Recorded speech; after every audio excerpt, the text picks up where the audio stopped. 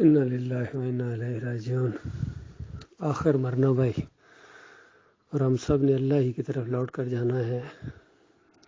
کافی تکلیفیں کاٹی اپنے خورشید عالم صاحب نے، ایمان کے راستے میں بھی اور ویسے بھی دنیاوی لحاظ سے، یعنی جو بیماری آتی ہے ذاتی طور پر جسم کے اوپر، اس طرح کی بھی کافی تکلیفیں کاٹی، اور اللہ کے راستے میں بھی کافی تکلیفیں کاٹی۔ یہ تقریباً 2000 یعنی کا دور تھا، یا تھوڑا سا پہلے سمجھ لیجئے، یعنی ٹوٹل اب 2022 ہے، تو 21-22 سال کا ان کا یہ کشمکش رہی ہے کفر و شرک کے خلاف، اور ماشاءاللہ نے مضبوطی دکھائی ہے۔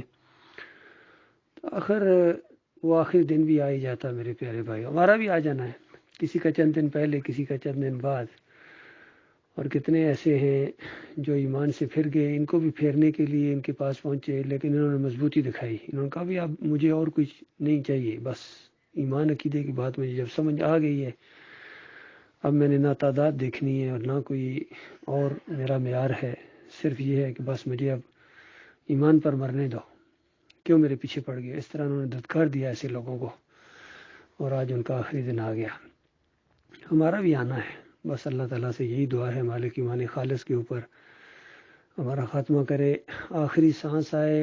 اور یہ موڑ ہے، آخری سانس ایک موڑ ہے میرے بھائیو، اس موڑ کے آگے منزل ہے، اور پھر جو اس دنیا میں استقبال ہوتا ہے اور فرشتے آتے ہی خوشخبریاں سناتے ہیں، وَأَبْشِرُوا بِالْجَنَّةِ الَّتِي كُنْتُمْ تُوعَدُونَ نَحْنُ أَوْلِيَاؤُكُمْ فِي الْحَيَاةِ الدُّنْيَا وَفِي الْآخِرَةِ وَلَكُمْ فِيهَا مَا تَشْتَهِي أَنفُسُكُمْ وَلَكُمْ فِيهَا مَا تَدَّعُونَ نُزُلٌ مِّن غَفُورٍ رَحِيمٍ۔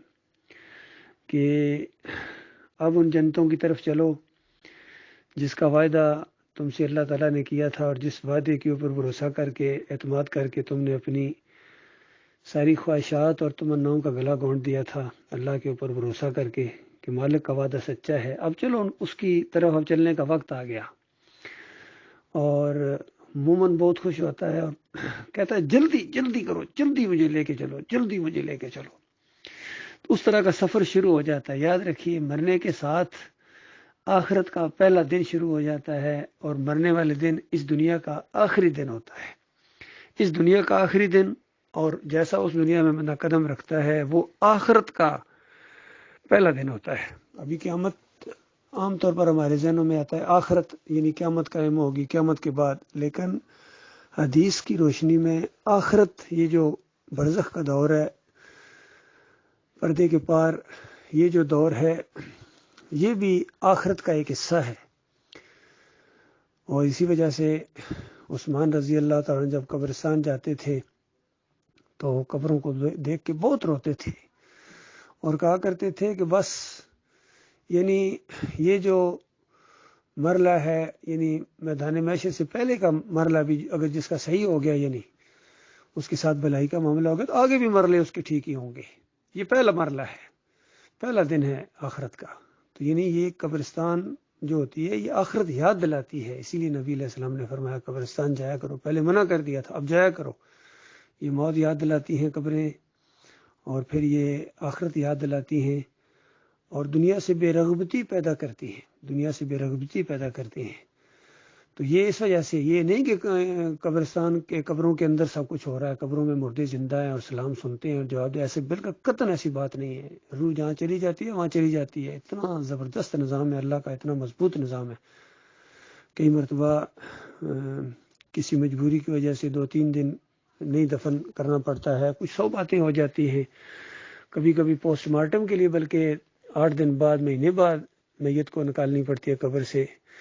تو کیا آپ نے برزخ سے واپس لیا ہے؟ ایسا نہیں ہے، یا فرشتے انتظار نہیں کرتے ہیں، یا اللہ کا سسٹم جو ہے وہ انتظار نہیں کرتا ہے۔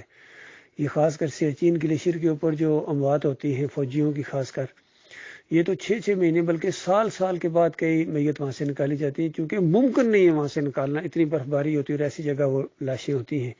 پھر سال بعد جب وہ تھوڑا سا موسم تبدیل ہوتا ہے پھر وہاں سے وہ نکالتے ہیں۔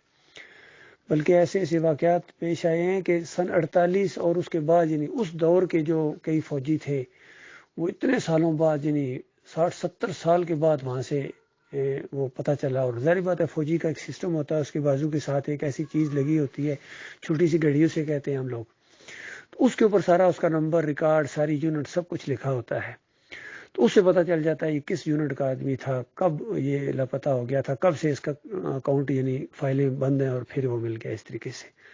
تو کیا فرشتے انتظار کر رہے ہیں اتنا عرصہ کہ اب اس کو دفن کریں گے؟ یہ معاملہ ایسا نہیں ہے.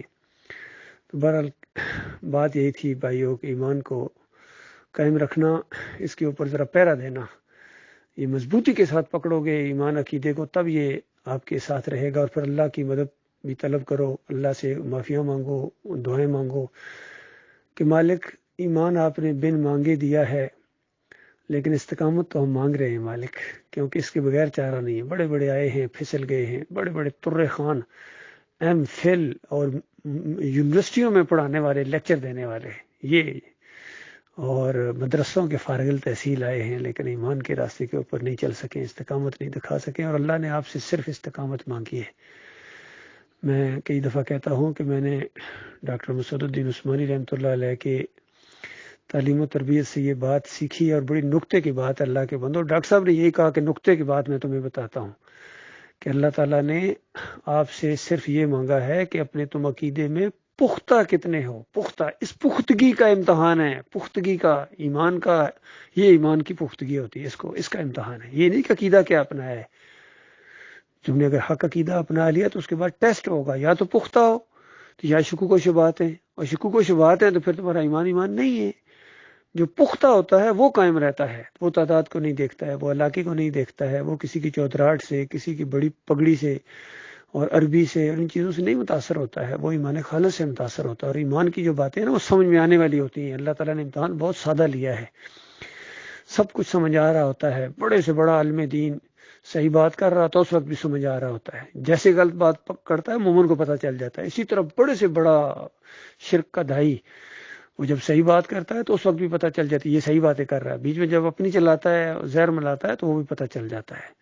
اللہ تعالیٰ نے مومن کو اتنا فہم و فراست دیا ہوتا ہے, چاہے وہ پڑھا لکھا ہے, چاہے وہ ان پڑھ ہے, چاہے غریب ہے, چاہے امیر ہے, چاہے چھوٹی عمر کا ہے, چاہے بڑی عمر کا ہے, مرد ہے, عورت ہے. یہ صلاحیت اللہ نے رکھی ہوتی ہے ایمان خالص کی, کیونکہ اللہ سے زیادہ کون جانتا ہے کہ کتنا سخت امتحان ہے کہ دوبارہ کبھی بھی واپس نہیں آنا, اور اسی کے اوپر ہمیشہ ہمیشہ ہمیشہ کا دار و مدار ہے. تو یہ ایمان خالص کا معاملہ ہے. اللہ کا لاکھ لاکھ شکر ہے, ہمارے یہ بھائی ہیں وہ آخر دم تک اس پر قائم رہے ہیں. باقی لاہور کے ساتھی وہاں پہنچے, یا جو بھی پہنچ سکتے ہیں, جہاں سے بھی لوگ ہمارے ساتھی وہاں ضرور پہنچیں, اور اپنے بھائی کی تدفین اور ساری چیزوں میں جو اپنے مومن بھائی کی صلاۃ المیت ادا کرتا ہے اس کو 1 قیرات ثواب ملتا ہے, اور 1 قیرات اود پہاڑ جتنا, اور جو تدفین تک وہیں رہتا ہے وہ 2 قیرات لے کے آتا ہے. تو یہ بڑی اللہ تعالیٰ نے مومنوں کے لیے ہر حال میں معافی اور رحمت و شفقت کے یہ طریقے بتائے. اللہ تعالیٰ ہم سب کو ایمان خالص پر موت دے.